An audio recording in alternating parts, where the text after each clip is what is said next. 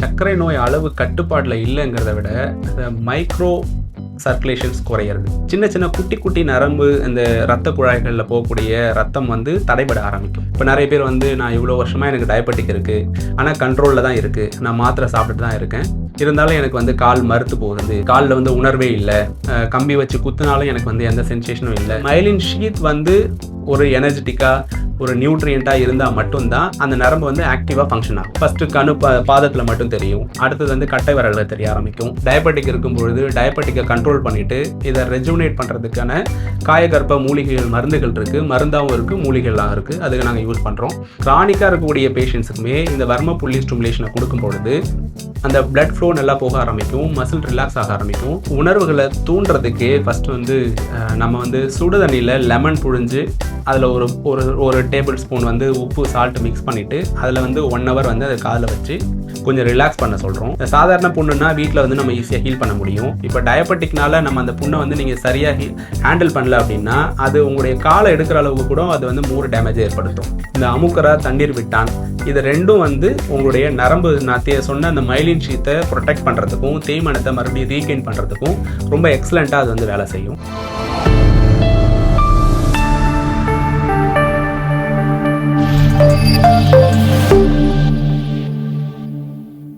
Cosmo health நேயர்களுக்கு வணக்கம். இன்றைய நிகழ்ச்சியில ஆரோக்கியம் குறித்த நம்முடைய சந்தேகங்களுக்கு விளக்கம் கொடுக்கறதுக்காக சித்தா மற்றும் வர்மக்கலை நிபுணர் டாக்டர் திருஞானம் அவர்கள் நம்ம கூட இணைந்திருக்காங்க. தொடர்ந்து நிறைய விஷயங்கள் பேசலாம். வணக்கம் சார். வணக்கம். எப்படி இருக்கீங்க நல்லா சார்? இருக்கேன். சரி, இன்னைக்கு நிகழ்ச்சியில வந்து இந்த சர்க்கரை நோயினுடைய பக்க விளைவா நிறைய விஷயங்கள் வந்து மக்கள் அவதிப்படுறாங்க. அதுல குறிப்பிட்டு சொல்லணும் அப்படின்னா சர்க்கரை நோய் அளவு அதிகரிக்க அதிகரிக்க இந்த கால் சார்ந்த தொந்தரவு நிறைய பேரை கஷ்டப்படுத்துது. அதுல நிறைய பேர் சொல்றது என்ன அப்படின்னா, கால் மறுத்து போகுது, நரம்பு இழுக்கிற மாதிரி இருக்கு, இல்ல காலில் புண்ணு ஏற்படுது, கருப்பாகுது, இந்த மாதிரி பல விஷயங்கள் இதனுடைய பக்க விளைவா சொல்றாங்க.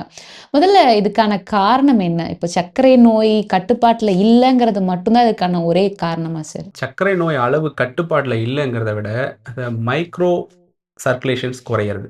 இப்போ வந்து சர்க்கரை அளவு அதிகமாக இருக்கும் பொழுது பிளட்டோடைய திக்னஸ் வந்து அதிகமாக ஆரம்பிக்கும். சின்ன சின்ன குட்டி குட்டி நரம்பு இந்த இரத்த குழாய்களில் போகக்கூடிய ரத்தம் வந்து தடைபட ஆரம்பிக்கும். ஸோ அதனுடைய விளைவுகள் தான் இந்த டயபெட்டிக் நியூரோபதி, ரெட்டினோபதி, நெஃப்ரோபதி அப்படின்னு சொல்லக்கூடிய பல பதிகள் எல்லாமே வந்து டெவலப் ஆகிறதுக்கான காரணங்கள் எல்லாமே மைக்ரோ சர்க்குலேஷன் டிஸ்டர்ப் ஆகிறது. ஒவ்வொரு உறுப்பையும் ஒரு உறுப்பையும் பாதிக்க ஆரம்பிக்கும். ஸோ மேக்ரோ சர்க்குலேஷன் நல்ல ரத்த குழாய் போகிற இடத்துக்கு எந்த ஒரு பாதிப்பும் வரப்போகிறது கிடையாது. சின்ன சின்ன இடத்துக்கு போகக்கூடிய இதில் தான் இந்த பாதிப்புகள் வந்து ஈஸியாக வர ஆரம்பிக்கும். அதில் பர்டிகுலராக நம்ம பார்க்கணும் அப்படின்னா இந்த டயபெட்டிக் நியூரோபதி வந்து ஒரு ஒன் ஆஃப் த காரணமாக சொல்லலாம். இப்போ நிறைய பேர் வந்து நான் இவ்வளோ வருஷமாக எனக்கு டயபெட்டிக் இருக்குது, ஆனால் கண்ட்ரோலில் தான் இருக்குது, நான் மாத்திரை சாப்பிட்டுட்டு தான் இருக்கேன், இருந்தாலும் எனக்கு வந்து கால் மறுத்து போகுது, காலில் வந்து உணர்வே இல்லை, கம்பி வச்சு குத்துனாலும் எனக்கு வந்து எந்த சென்சேஷனும் இல்லை, பஞ்சு மேல நடக்கிற மாதிரி இருக்கு, இந்த மாதிரியான உணர்வுகளே எனக்கு இல்லை, கால் கீழே எது மேலே கால் வைக்கிறேங்கிறதே எனக்கு தெரியல, புண்ணு வந்தால் கூட எனக்கு வலிக்கலை, சரியாக மாட்டேங்குது அப்படிங்களுடைய காம்ப்ளிகேஷன்லாம் சொல்லுவாங்க. இதுக்கு முக்கியமான ரீசன்ஸ் வந்து இப்போ ஸ்கின்னுடைய லேயரில் நரம்போடைய லேயர் ஒரு உறுப்புக்கும் கவரிங் லேயர் இருக்கும். இப்போ எலும்பு அப்படின்னு பார்த்தா அதுக்கு மேலே இருக்கக்கூடிய கவரிங் லேயர் ஒன்று இருக்குது. ஸோ ஸ்கின்னுக்கு பார்த்தா அதுக்கு கவரிங் லேயர் இருக்குது, நரம்புகளுக்கும் ஒரு கவரிங் லேயர் இருக்குது. ஸோ அந்த லேயரில் இருக்கக்கூடிய பிளட் ஃப்ளோ அதை ப்ரொடெக்ட் பண்ணிக்கிறதுக்கு இப்போ அந்த நரம்புக்கும் ஒரு எனர்ஜி வேணும், அந்த எனர்ஜி கொடுக்கறது இந்த பிளட் ஃப்ளோ தான். சரிங்களா? அது பேர் மைலின் ஷீத் அப்படின்னு சொல்லுவாங்க. அந்த நரம்புக்கு மேலே அதை கவர் பண்ணியிருக்கும், அதை அந்த நரம்பை ப்ரொடெக்ட் பண்ணுறதுக்காக இருக்கும். அந்த மைலின் ஷீத் வந்து ஒரு எனர்ஜெட்டிக்காக ஒரு நியூட்ரியண்ட்டாக இருந்தால் மட்டும்தான் அந்த நரம்பு வந்து ஆக்டிவாக ஃபங்க்ஷன் ஆகும்.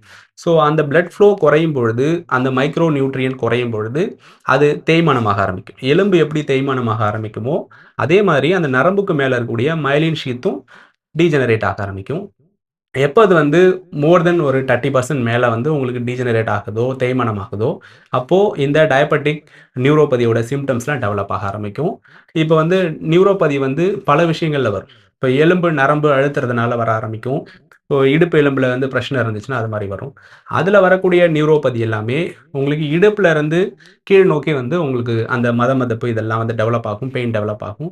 இந்த டயபெட்டிக் நியூரோபதியை பொறுத்தவரையும் உங்களுக்கு டிப்பிக்கலாக பாதத்திலேருந்து ஸ்டார்ட் ஆகும். கீழ ஸோ இருந்து கீழ மேல. இருந்து ஸ்டார்ட் ஆகும். கீழ இருந்து மேல கொஞ்சம் கொஞ்சமா, கொஞ்சம் கொஞ்சமா ஃபர்ஸ்ட்டு பாதத்துல மட்டும் தெரியும். அடுத்தது வந்து கட்டை விரல்ல தெரிய ஆரம்பிக்கும். கணுக்கால் வரையும் தெரிய ஆரம்பிக்கும். முழங்கால் வரையும். இந்த மாரி கீழ இருந்து ரொம்ப அந்த எண்ட்ல இருந்து எண்ட் பார்ட்ல இருந்து, எட்ஜ்ல இருந்து கொஞ்சம் கொஞ்சமா அந்த ஃப்ளோ வந்து குறையும் பொழுது தான் இந்த டயபெட்டிக் நியூரோபதி வந்து டெவலப் ஆக ஆரம்பிக்கும். ஓகே. ஸோ இப்போ இதுக்கான வைத்திய முறைகள் அப்படின்னு சொல்லும்போது, சித்த மருத்துவத்தில இத எப்படி அணுகுறீங்க? இதுக்கு எப்படி தீர்வு குடுக்க முடியும் டாக்டர்? இதுக்கு மருந்துகள் எண்ணற்ற மருந்துகள் வந்து சித்த மருத்துவத்தில நாங்க குடுக்குறோம். இந்த ரெஜுவினேஷன் இதுதான் வந்து காயகற்ப மெத்தட்ஸ் வந்து நாங்க வந்து ட்ரீட்மெண்ட்டா குடுக்குறோம். டயபெட்டிக் இருக்கும்பொழுது டயபெட்டிக்க கண்ட்ரோல் பண்ணிட்டு, இத ரெஜுவினேட் பண்றதுக்கான காயகற்ப மூலிகைகள் மருந்துகள் இருக்கு. மருந்தாவும் இருக்கு, மூலிகைலாம் இருக்கு. அதுக்கு நாங்க யூஸ் பண்றோம். இதோட இதுக்கு வர்ம பாயிண்ட் ஸ்டிமுலேஷன். ஸோ இந்த கால்ல இருக்கக்கூடிய நரம்புகள தூண்டுறதுக்கும், ரத்த ஓட்டத்த சீர்படுத்துறதுக்கும், இப்போ கால்ல உள்ள வர்மங்கள் குறிப்பா சொல்லணும்னா ஒரு சில வர்ம புள்ளிகள் எல்லாருக்கும் தெரிஞ்சதாவும் இருக்கும். இந்த உள்ளங்கால் வெள்ளை வர்மம் அப்படின்னு சொல்லிட்டு பாதத்துல இருக்கு. பாத சிரை வர்மம் அப்படின்னு சொல்லிட்டு இருக்கு. இந்த வர்ம புள்ளிகள நாங்க ஃப்ரீக்வென்ட்டா யூஸ் பண்ணும்பொழுது, பாதத்துல இருந்து அந்த தேய்மானமாக இருக்கு நரம்பு தேய்மானம் ஆகுறதா இருக்கட்டும், மரத்து போறதா இருக்கட்டும், இதெல்லாம் வந்து கொஞ்சம் கொஞ்சமா ரிவர்ஸ் ஆக ஆரம்பிக்கும். பிளஸ் சித்தா மெடிசினோட. இந்த வர்மம் குடுக்கும்பொழுது, அந்த நேரத்துல வந்து உங்களுக்கு மதமதப்பு குறைய ஆரம்பிக்கும். அந்த தேஞ்சு போன நரம்ப மறுபடியும் புரொடெக்ட் பண்றதுக்கு, ரெஜுவினேட் பண்றதுக்கு நீங்க சித்தா மருந்துகள வந்து சாப்பிட ஆரம்பிக்கணும். ஓகே. ஸோ இந்த பிரஷர் பாயிண்ட் பத்தி நீங்க சொல்லியிருந்தீங்க. இது எடுக்கும்போது நல்ல ரிசல்ட் இருக்கும் அப்படின்னு சொல்லிட்டு. இது ரொம்ப கிரானிக்கா ரொம்ப வருஷம் இருக்கிறவங்க இத எடுக்கும்போது பலன் குடுக்குமா? இல்ல ஆரம்ப நிலையில இருக்கிறவங்களுக்கு இது பலன் குடுக்குமா டாக்டர்? பொதுவா இந்த டயபெட்டிக் நியூரோபதி பல வருஷங்களா பாதிக்கப்பட்டவங்களுக்கு தான் வர ஆரம்பிக்கும். இனிஷியலா இப்ப தான் எனக்கு டயபெட்டிக் இருக்கு. வித்தின் 10 இயர்ஸ் மோர் தென் 10 இயர்ஸ்க்கு மேல தான் இந்த ப்ராப்ளமே டெவலப் ஆக ஆரம்பிக்கும். 10 இயர்ஸ் கம்மியா இருக்கிறவங்களுக்கு வந்து குறைந்தபட்சத்தில தான் பாதிப்பு ஏற்படுத்தும். ஸோ கிரானிக்கா இருக்கக்கூடிய பேஷண்ட்ஸுக்குமே இந்த வர்ம புள்ளி ஸ்டிமுலேஷன குடுக்கும் பொழுது, அந்த பிளட் ஃப்ளோ நல்லா போக ஆரம்பிக்கும். மசில் ரிலாக்ஸ் ஆக ஆரம்பிக்கும். அந்த உணர்வுகள்லாம் மறுபடியும் ரீகெயின் ஆகுறத வந்து நீங்க எல்லாம் பார்க்க ஆரம்பிக்கலாம். ஸோ இந்த வர்ம சிகிச்சை நம்ம எடுத்துக்கிறோம் அப்படிங்கும்போது, இத டெய்லி பேசிஸ்ல நம்ம எடுத்துக்கணுமா? இல்ல வாரம் ஒரு முறை இது எப்படி நம்ம ட்ரீட்மெண்ட்டா குடுக்குறோம்? ஸோ அதான் அவங்களுடைய கண்டிஷன்ஸ பொறுத்து தான். இது அவங்களுடைய எந்த ஸ்டேஜ்ல இருக்கு? வெறும் பாதங்கள் லெவல்ல மட்டும் இருக்கா? இல்ல முழங்கால் வரையும் இருக்கா? அதோடைய சிவியாரிட்டி என்ன? அப்படிங்கிறத பொறுத்து ஒரு நாளைக்கு 2 முறை குடுக்கறதுலருந்து, வாரத்துக்கு 4 முறை குடுக்கறது வரையும் நாங்க வந்து அத ஃபிக்ஸ் பண்றோம். அதிகபட்சம் வாரத்துக்கு 2 முறை இத வந்து நீங்க வர்ம புள்ளி ஸ்டிமுலேஷன் வந்து குடுக்கும் பொழுதே, அந்த பாத மதமதப்பு, நம்ப்னஸ் இதெல்லாம் வந்து நல்லாவே குறைய ஆரம்பிக்கும். ஓகே. இன்னும் நெறைய பேருக்கு இந்த நியூரோபதி சார்ந்த பிரச்சனை அப்படின்னு பேசும்போது, புண்கள் ஏற்படுறது ரொம்ப காமனா. ஏன்னா உணர்வே இல்ல அப்படிங்கும்போது அவங்களுக்கு அடிபட்டா தெரிய மாட்டேங்குது. இல்ல ஏதாவது சூடான பொருட்கள மிதிச்சுட்டாங்க அப்படின்னா தெரியும். கம்பி குத்துனா தெரிய மாட்டேங்குது. ஸோ இந்த மாரி ஒரு வேள புண்ணு ஆயிருச்சு. இந்த புண்ண ஆத்துறதுக்கு என்ன மாரியான வழிமுறை இருக்கு? ஏன்னா ஆல்ரெடி டயபெட்டிக் இருக்கிறதுனால சீக்கிரமா புண்ணு ஆறாது அப்படின்னு டாக்டர் சொல்லுவாங்க.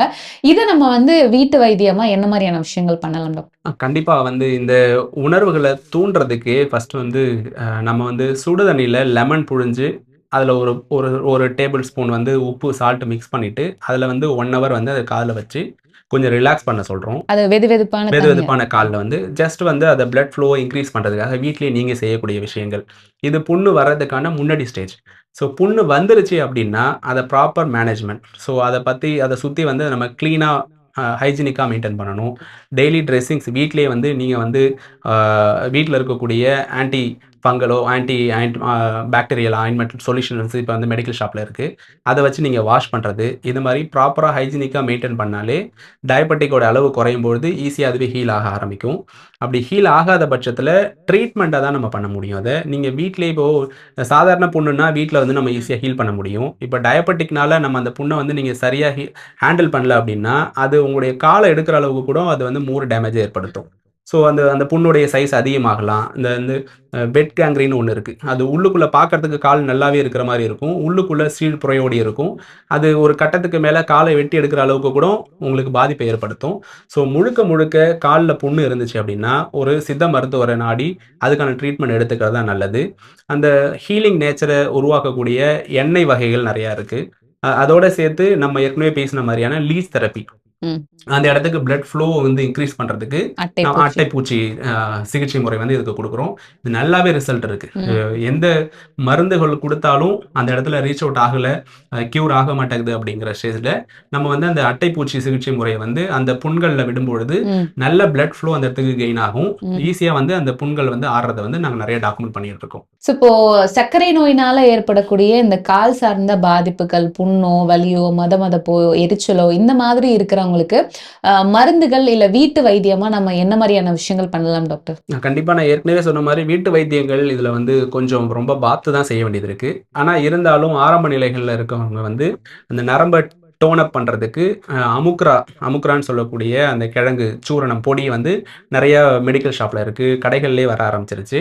அந்த அமுக்ரா பொடிய வந்து நீங்க ஒரு ஸ்பூன் வந்து நெய்யில குழச்சு சாப்பிடணும். ஸோ இப்ப அந்த நரம்புகள வந்து புரொடெக்ட் பண்றதுக்கு மோஸ்ட்லி ஒரு நெய்ப்பு தன்மையோட சேர்ந்த உணவுகள் வந்து எடுத்துக்கும் பொழுது தான் நரம்பு வந்து ஓரளவு டோன் அப் ஆக ஆரம்பிக்கும். நீங்க ம அமுக்குராவையும், தண்ணீர் விட்டான்னு சொல்லிட்டு ஒரு கிழங்கு பொடி இருக்கும். அந்த கிழங்கு வந்து எல்லா இடத்துலயும் கிடைக்கக்கூடிய விஷயங்கள் தான். இந்த அமுக்குரா, தண்ணீர் விட்டான் இது 2ம் வந்து உங்களுடைய நரம்பு நான் சொன்ன அந்த மைலின் ஷீத்த புரொடெக்ட் பண்றதுக்கும், தேய்மானத்த மறுபடியும் ரீகெயின் பண்றதுக்கும் ரொம்ப எக்ஸலென்ட்டா அது வந்து வேலை செய்யும். இது எந்த அளவுல எடுத்துக்கணும் ஸோ டாக்டர்? இத வந்து அவங்க பொடிகளா எடுக்கும்பொழுது எப்பொழுதுமே 1 கிராம்ல இருந்து 2 கிராம் மட்டும் தான் நம்ம யூஸ் பண்ணணும். நான் சொன்ன இந்த மாரி பியூர் ஹெர்பல்ஸ் மட்டும் தான். ஒரு சில சேஃப் ஹெர்பல்ஸ் மட்டும் தான். நீங்க வந்து 1 கிராம்ல இருந்து 2 கிராம் அது குழைக்கிற அளவுக்கான நெய். அதிகப்படியான நெய்யில சாப்பிட வேண்டாம். அது குழைக்கிற அளவுக்கான நெய்யில எடுத்து நீங்க டைரக்ட்டா எடுத்து லிக் பண்ணி சாப்பிட்டுக்கலாம். இல்ல பால்ல அப்படி இல்ல நெய்யில என்னால சாப்பிட முடியாது. நான் ஒபீஸா இருக்கேன். எனக்கு கொலஸ்ட்ரால் அதிகமா இருக்கு அப்படின்னா, நீங்க ஒரு 1/4 டம்ளர் பால்ல கூட மிக்ஸ் பண்ணி அத எடுத்துக்கும் பொழுது, அந்த தேய்மானத்த பிரிவென்ட் பண்ண ஆரம்பிக்கும்.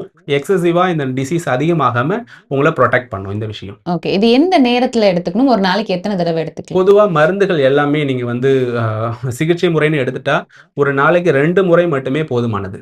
ஸோ அத ஃப்ரீக்வென்ட்டா சாப்பிடணும், அடிக்கடி சாப்பிடணுங்கிற விஷயங்கள் கிடையாது. காலையில 1 முறை, ஈவினிங் இரவு 1 முறை. இந்த 2 முறை எடுத்தாலே இதுக்கு போதுமான விஷயமா இருக்கும்.